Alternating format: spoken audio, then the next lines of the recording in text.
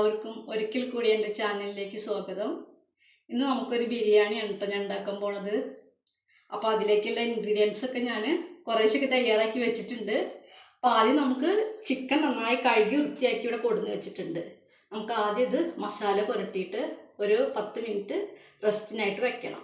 അപ്പോൾ നമുക്ക് അതിന് ഇത് ആദ്യം മഞ്ഞൾപ്പൊടിയാണ് കേട്ടോ ഞാൻ ഇവിടെ ചേർക്കുന്നത്. മഞ്ഞൾപ്പൊടി, ഒരു ലേശ ഇറച്ചി മസാലപ്പൊടി, കുരുമുളക് പൊടി, പിന്നെ ഒരല്പം മുളക് പൊടി. എരിവ് അധികം വേണ്ട. അപ്പോൾ നമുക്ക് പാകത്തിനുള്ള ഉപ്പും കൂടി ചേർത്ത് കൊടുക്കാം കേട്ടോ.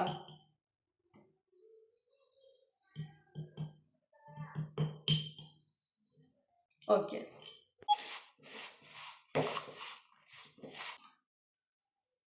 എൻ്റെ ഏകദേശം ഒരു കണക്ക് വെച്ചിട്ടാണ് ഞാനിതൊക്കെ ചെയ്യുന്നത് കേട്ടോ. അപ്പോൾ നമുക്ക് ഈ ഇറച്ചി കഷ്ണങ്ങളൊക്കെ മസാല പുരട്ടിയിട്ട് ഒരു 5 മിനിറ്റ് റെസ്റ്റ് ചെയ്യാനായിട്ട് വയ്ക്കാം.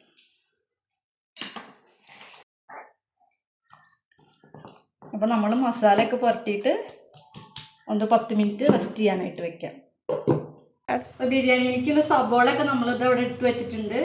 ഇത് നമുക്ക് നൈസായിട്ടൊന്ന് അരിഞ്ഞെടുക്കണം. പിന്നീട് ഇതേ ഇഞ്ചി, വെളുത്തുള്ളി, പച്ചമുളക്, ഇതിൽ നിന്ന് പാകത്തിനുള്ള വെളുത്തുള്ളി എടുത്താൽ മതി. ഇതെല്ലാം ഒന്ന് പേസ്റ്റാക്കി വെക്കണം. അതിനുശേഷം പുതിനയില, മല്ലിച്ചപ്പ് ഇതും ആവശ്യത്തിന് എടുത്തിട്ട് നമ്മൾ പേസ്റ്റാക്കി വെക്കണം. സബോളയൊക്കെ ഒന്ന് കട്ട് ചെയ്തെടുക്കാം.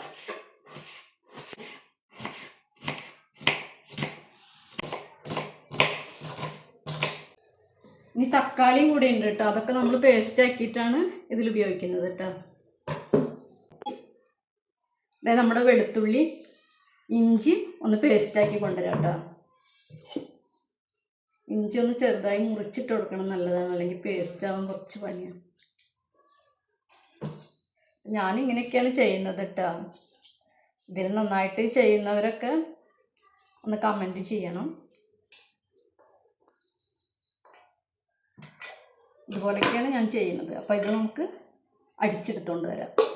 അപ്പോൾ ഞാനിത് സബോളയൊക്കെ നന്നായി അരിഞ്ഞ് കൊടുന്ന് വെച്ചിട്ടുണ്ട്.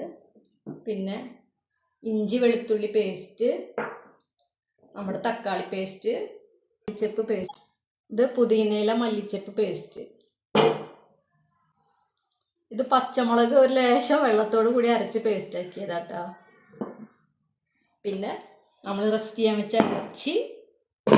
അപ്പോൾ നമുക്ക് ഈ ചിക്കൻ ഒന്ന് വറുത്ത് കോരി എടുക്കാം കേട്ടോ.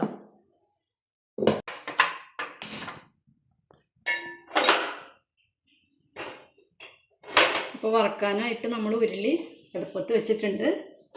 ഒന്ന് ചൂടായി വരട്ടെ. എന്നിട്ട് നമുക്ക് ഓയിൽ ഒഴിച്ചു കൊടുക്കാം. അപ്പോൾ എണ്ണ നന്നായി തിളച്ച് വന്നിട്ടുണ്ട് കേട്ടോ. അപ്പോൾ നമുക്ക് വറക്കാനായിട്ടുള്ള പീസുകൾ ഓരോന്നായിട്ട് ഇട്ട് കൊടുക്കാം.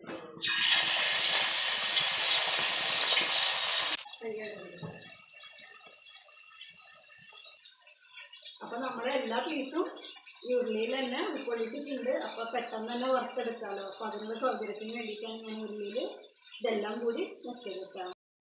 ചിക്കനൊക്കെ ഏതാണ്ട് പകുതി വേവായിട്ടുണ്ട് കേട്ടോ.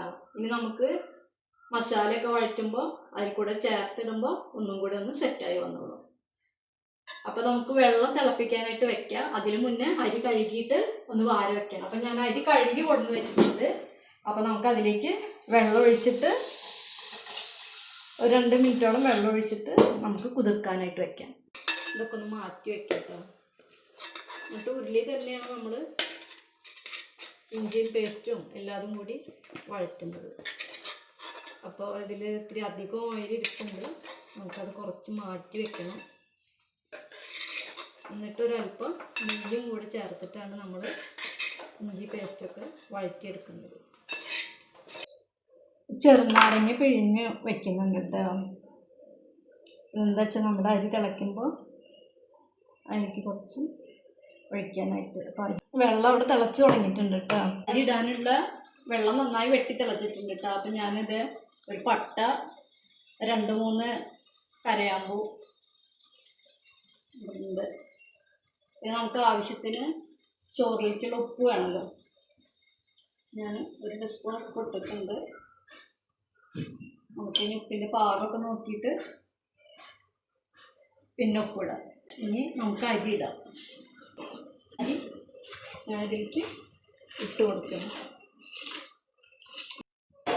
പിന്നെ നമുക്കിതൊന്ന് ഇളക്കി കൊടുക്കണം കേട്ടോ. അതിന് ശേഷം നന്നായി തിളച്ചിട്ടുണ്ട്. അപ്പോൾ നമുക്ക് കുറച്ച് നാരങ്ങ നീര് ഒഴിച്ചു കൊടുക്കാം കേട്ടോ. പിന്നെ ഒരല്പം നെയ്യ്.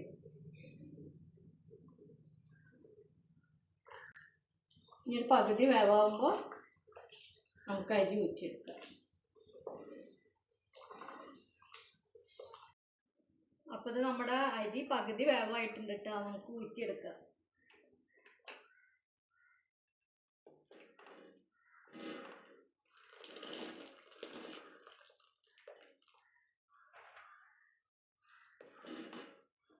നമ്മുടെ ചോറ് ഇവിടെ റെഡി ആയിട്ടുണ്ട് കേട്ടോ. ഇതിങ്ങനെ തൂവെള്ള നിറത്തിലും നല്ല വിട്ടിട്ടും ഒക്കെയാണ് കിട്ടിയേക്കുന്നത്. നമ്മുടെ നാരങ്ങ നീര് ഒഴിച്ചതുകൊണ്ട് മാത്രമാണ് കേട്ടോ. നമ്മൾ ചിക്കൻ വറുത്ത് വെച്ച പാത്രത്തിലേക്ക് തന്നെ ബാക്കി വന്ന കുറച്ച് ഓയിലിൽ ചേർക്കുന്നുണ്ട് കേട്ടോ. പിന്നെ ഒരല്പം നെയ്യും.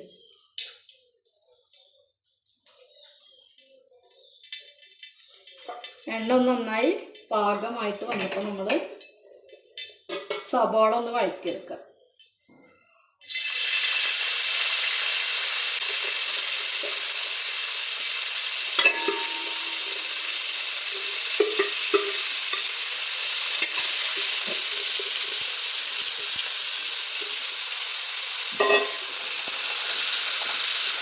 ഉപ്പും കൂടി ചേർത്ത് കൊടുക്കാം കേട്ടോ.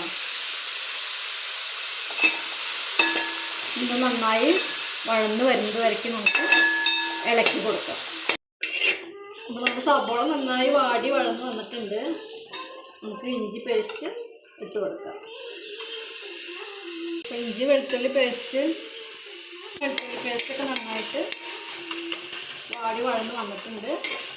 നമുക്ക് പച്ചമുളക് അരച്ചത് ഒഴിച്ചു കൊടുക്കാം.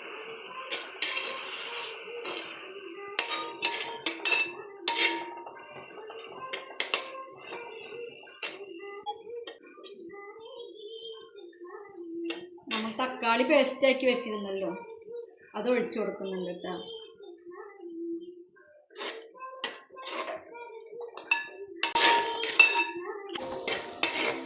തക്കാളിയുടെ പച്ചമണമൊക്കെ ഒന്ന് മാറി വന്നിട്ടുണ്ട്.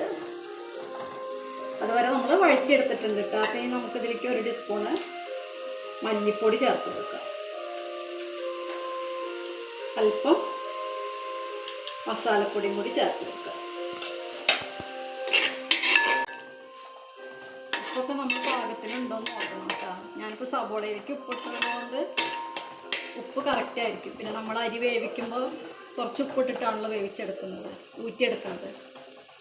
നമുക്കിതിലേക്ക് ഇറച്ചിട്ട് കൊടുക്കുന്നതിന് മുൻപ് നമ്മൾ മാറ്റി വെച്ച പിന്നെ പുതിനയില മല്ലിച്ചപ്പ് പേസ്റ്റ് ഉണ്ടല്ലോ, ഒരല്പം ഒഴിച്ചു കൊടുക്കുക കേട്ടോ. അതൊന്ന് ഇളക്കിയിട്ട് ഇളക്കി അതിന് ശേഷം നമുക്ക് വറുത്ത് മാറ്റി വെച്ച ഇറച്ചി ഇട്ട് കൊടുക്കാം.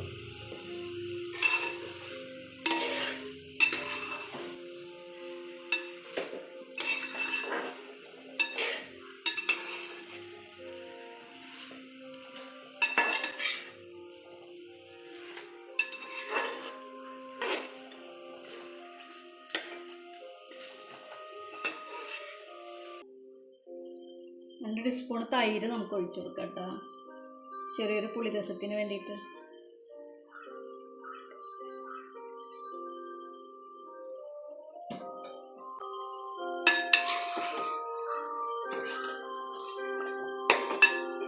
നമുക്ക് അല്പം നേരം ഇത് മൂടി വെച്ചിട്ട് ചെറുതായിട്ടൊരു വെള്ളം വരുന്ന വരയ്ക്ക് ഒന്ന് മൂടി വയ്ക്കാം. പിന്നെ നമ്മളത് പകുതി വേവിലാണല്ലോ ഇറച്ചി വറക്കുമ്പോൾ എടുത്തത്. അപ്പോൾ ഇതിൽ കിടന്നിട്ട് ഒന്ന് നന്നായിട്ട് വെന്തും വരും. മാറ്റി വയ്ക്കാം.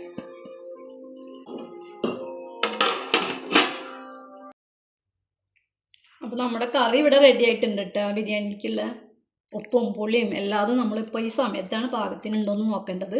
കുറവുള്ളതൊക്കെ ചേർക്കുക, എന്നിട്ടൊന്ന് ചൂടാക്കി കൊടുക്കുക. അപ്പോൾ നമ്മൾ ഇതെല്ലാം നോക്കി ഒക്കെ കുഴപ്പമില്ല, കറക്റ്റാണ്. എന്നിട്ട് ചോറ് നമുക്ക് ഇതിൻ്റെ മീതേക്ക് ഞാനിങ്ങനെ വിതറി കൊടുക്കുന്നുണ്ട്.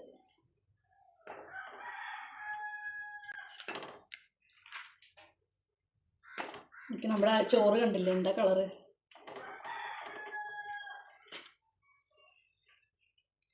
നല്ല അടിപൊളി അരിയാണ് കേട്ടോ, അത് ബസുമതി അരിയാണ്, എനിക്ക് ഓർമ്മ ഉണ്ട്.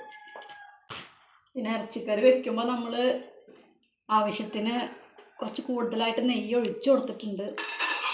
അതുകൊണ്ട് നെയ്യ് അധികം വേണ്ട എന്നൊരു അഭിപ്രായമാണ് എനിക്ക്. അങ്ങനെ നമുക്കിതിൻ്റെ മുകളിൽ കുറച്ച് ഒഴിച്ചു കൊടുക്കാം. ഇപ്പം ചോറിൻ്റെ മീതേക്ക് നമുക്ക് കുറച്ച് നെയ്യ് ഇട്ട് കൊടുക്കാം.